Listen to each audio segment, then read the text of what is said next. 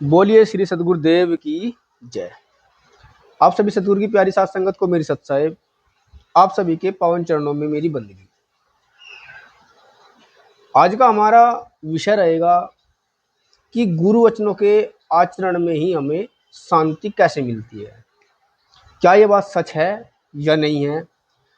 गए अक्षर की साखी ले ज्ञान चौतीसा से आज साहिब कहते हैं, गगा गुरु के वचन ही मान, दूसर शब्द करो नहीं कान। गगा गुरु के वचन ही मान, दूसर शब्द करो नहीं कान। तहाँ विहंगम कभू न जाई, ओ गह गई के गगन रहाई। विहंगम का मतलब होता है पक्षी। इसको तात्पर्य से हम मन भी मान सकते हैं, क्योंकि एक सीधा सीधा अर्थ होता है और एक लाक्षणिक हम उसका अर्थ लगाते हैं कि हम किस तथ्य पर बात कर रहे हैं और उसको हमें किस अर्थ के अनुसार उसका अर्थ निकालकर उसमें डालना होता है। गगन का मतलब होता है आकाश, लेकिन यहाँ हृदय का प्रयोग किया जाएगा। साहब कहते हैं, गैक्सर को माध्यम बनाकर उपदेश करते हैं मानव प्राणी को कि गुरु के वचन को मानो और दूसरे शब्दों पर ज़्यादा ध्यान ना दो। लेकिन सोचने वाली बात यह भी है, क्या दूसरा व्यक्ति सही बात बता रहा है, या कुछ गुरु ऐसे भी होते हैं जो व्यक्तियों को भटकाते हैं, अंधेरे में डालते हैं, पाखंडवाद दिखाते हैं। तो ये भी हमें सोच विचार करना होगा कि गुरु कैसा होना चाहिए। गुरु उपदेश के आचरण करने पर जो फल मिलता है वो स्वरूप स्थिति का होना चाहिए, जिसमें साहिब ने कहा है, जैसे विहंगम कहा है कि विहंगम का मतलब पक्षी होता है, लेकिन तात्पर्य से मन, जैसे मन पक्षी होता है। साहिब ने कहा है कि जिसमें मन पक्षी का प्रवेश कभी नहीं होना चाहिए। आज यहाँ है, आज वहाँ है, कभी कहीं उड़ गया, कभी कहीं चलेगा, स्थिर नहीं है। और साधना करने वाला जो साधक है वह अपने निराधार और असंग स्वरूप का भाव ग्रहण करके अपने हृदय में शांत हो जाता हो। साहिब ने कहा है कि गुरु उपदेश के आचरण करने का फल स्वरूप स्थिति है। वो कब है? वो तब है जब हम ये जानेंगे कि क्या ये गुरु करने लायक है या नहीं है, या गुरुत्व इसके अंदर है या नहीं है। ये भी सोच विचार की बात है। गगा गुरु के वचन ही मान, साखी की पहली लाइन की अर्धाली में कहा है, गगा गुरु के वचन ही मान, दूसर शब्द करो नहीं कान। ये पहली लाइन है। इस वाक्य में गुरु के वचनों को मानने पर जोर दिया गया है, और दूसरे जो वचन है जो सांसारिक है, इधर उधर की बातें, मोहल्ले पड़ोस में, आसपास पड़ोस में, रिश्तेदारों में, आप कहीं घूमने जा रहे हो, उधर उधर की बातों में, साहिब ने कहा है कि दूसरे वचनों पर ध्यान ना दे, क्योंकि इससे क्या पता क्या सीखने को मिलता है, मन मुटाव होता है, क्या पता कोई बुराई बात हमारे कान में पड़ती है। यहाँ कोई स्थूल अर्थ न मान ले कि यही जो बताया है कि बाहर के जो शब्द होते हैं, जो दूसरों के जो वचन होते हैं, उन पर ध्यान देना बिल्कुल स्थूल हो गया है। किसी भी गुरु नामधारी के वचनों को मान लेना की बात यहाँ यही कही गई है। यह सच है कि सच्चे गुरु भी होते हैं जिनके ज्ञान और आचरण दोनों पवित्र होते हैं, और उनकी बातों को बेधड़क मान लेने में साधक का कल्याण होता है। देखो, हर तरह का व्यक्ति होता है, पाखंडी भी होता है और सदगुरु भी होता है। लेकिन साहिब कहते हैं कि मूल जो होता है हमें वो देखना है, सच्चा गुरु जो होता है, क्योंकि उसी सच्चे गुरु के आचरण से हमें पवित्रता मिलती है, हमें स्वरूप ज्ञान का पता चलता है, कल्याण के मार्ग का पता चलता है। तो बेधड़क होकर उसकी बात मानने से ही हमारा कल्याण होता है। परंतु ऐसे भी गुरु हैं, ऐसे भी लोग हैं जो आंशिक या सर्वाधिक कमजोर होते हैं। सुरक्षित मार्ग तो यही है कि निर्णय वचनों को ही गुरु वचन माना जाए। अब निर्णय वचन क्या है क्या नहीं है, ये अपनी भी सोच विचार व्यक्ति के अंदर होनी चाहिए। परम पारखी सदगुरु श्री राम साहिब ने भी कहा है, निर्णय बानी गुरमुख होई। निर्णय की जो वाणी होगी वो गुरुमुख ही होगी, और निर्णय वचन ही गुरुमुख वचन होगा। दो दो चार गुरुमुख वाणी एवं गुरु वचन है। साहिब कहते हैं कि सदैव निर्णय वचनों पर ध्यान दो।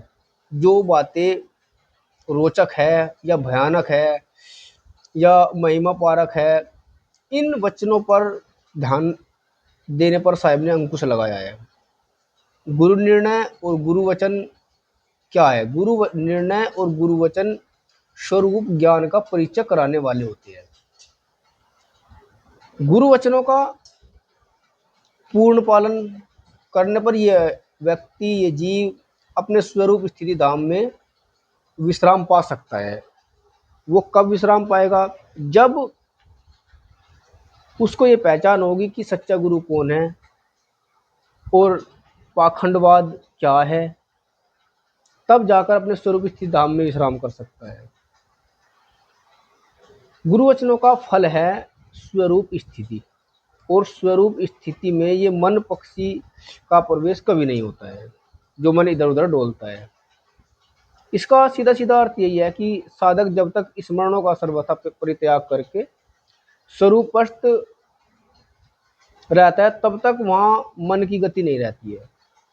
परंतु जब साधक समाधि से उठकर व्यवहार में लगता है, और व्यवहार ही साहिब ने खतरनाक बताया है, जितना इस व्यवहार में व्यक्ति लीन होगा, न उस स्वरूप स्थिति को पा सकता है, न वो सदगुरु को पा सकता है, न अच्छे वचनों को पा सकता है, न सद्मार्ग को पा सकता है, और कल्याण की तो बात बहुत दूर की है। इसलिए साहिब कहते हैं कि साधक जब जब स्मरणों का सर्वथा परित्याग करके स्वरूप स्थित रहता है, तब तक वहाँ मन की गति नहीं रहती है। परंतु जब साधक समाधि से उठकर व्यवहार में लगता है, तब मन का व्यापार तो चलना तय है। किंतु उस जीवन मुक्त पुरुष के हृदय में मन की जो मलिनता है, वो न रहने से मानो मन का उपशमन ही रहता है। अर्थात इसका अर्थ क्या है? उसके हृदय में अशुद्ध मन सर्वदा मिट जाता है। अभ्यास काल में या संकल्पहीनता तथा व्यवहार काल में आसक्तिहीनता, अभ्यास काल में संकल्पहीनता और व्यवहार काल में आसक्तिहीनता। अगर हमें कल्याण के मार्ग की ओर चलना है तो संकल्पहीनता, और व्यवहार की ओर को चलना है तो आसक्तिहीनता, यही स्वरूप स्थिति एवं जीवन मुक्ति है।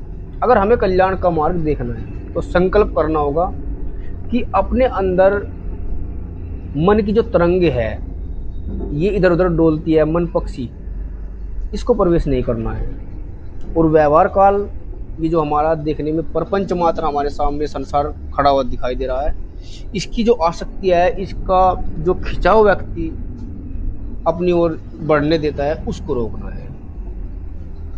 समाधि काल में किसी प्रकार का मन नहीं रहता है। समाधि का मतलब ये नहीं होता है कि मैंने गड्ढा बना लिया और उसके अंदर मैं बैठ गया। जितने भी संत हुए हैं सारे गृहस्थी हुए हैं, सबका परिवार हुआ है, लेकिन गृहस्थी रहते रहते भी संत गति को प्राप्त हुए हैं। जरूरी नहीं है कि आजीवन ब्रह्मचारी का पालन करने वाला ही संत बनता है, गृहस्थी भी संत हुए हैं। मुख्य बात क्या है? कि मुख्य बात है ठहराव होना, संकल्प लेना, नियमों का पालन करना।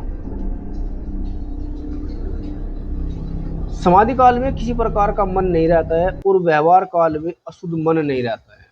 ऐसा स्वरूपस्थ पुरुष मानो मन से सदैव मुक्त रहता है। जिस व्यक्ति का मन किसी भी प्रकार इधर उधर नहीं डोलता है, वो व्यक्ति हमेशा चिंताओं से, आसक्ति से मुक्त रहता है।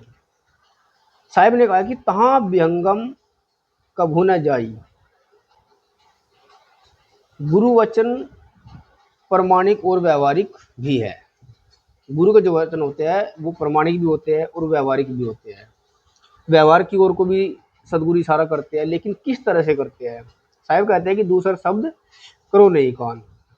इस वाक्यांश में भी ध्यान देने योग्य बात यह है, यदि साधक या व्यक्ति रोचक, भयानक, महिमा पारक या विषय वासना उत्तेजक, प्रपंचवर्धक साहित्य और वचन, इन सब को पढ़ता है, इन सब चीज़ों पर ध्यान देता है, सुनता है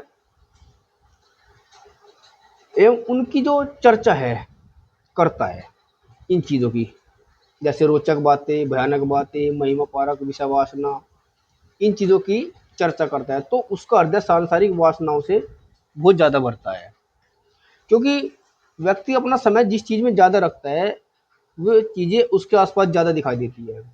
अब व्यक्ति को अपना कल्याण देखना है या प्रपंच में फंसना है, ये उसके ऊपर निर्भर करता है कि वो गुरुवचनों का आचरण करे या प्रपंच का आचरण करे।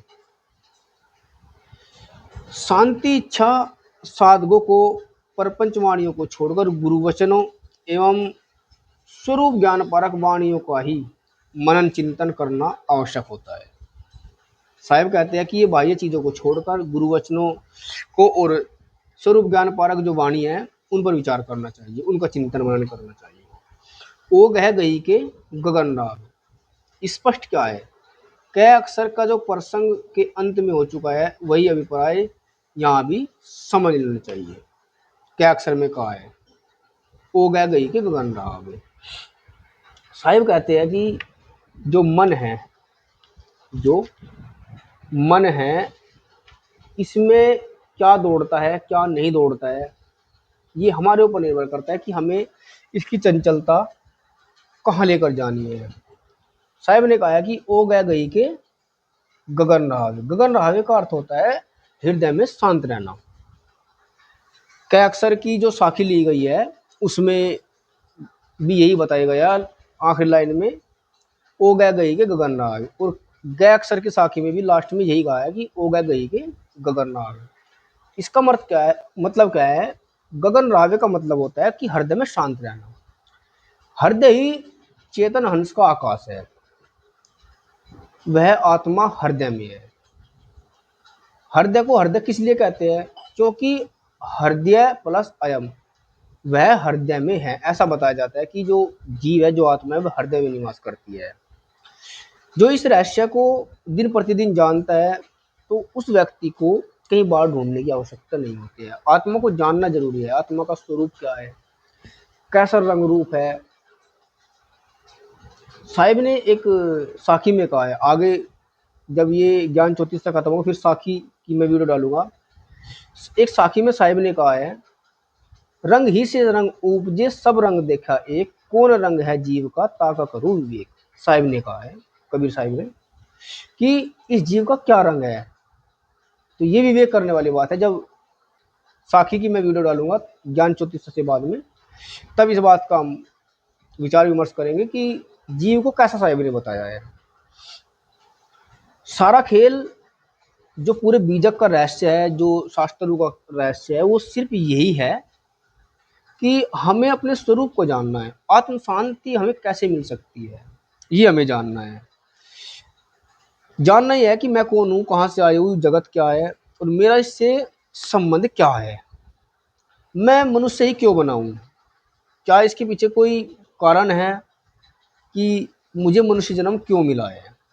ये आध्यात्मिकता के अंदर बहुत सोचने विचारने की बात है कि मनुष्य का जन्म क्यों मिला है तो मैं आया कहाँ से हूँ, और मैं आ भी गया हूँ तो मुझे जाना कहाँ है, और मैं जहाँ आया हूँ इस जगत के अंदर मेरा इससे क्या संबंध है।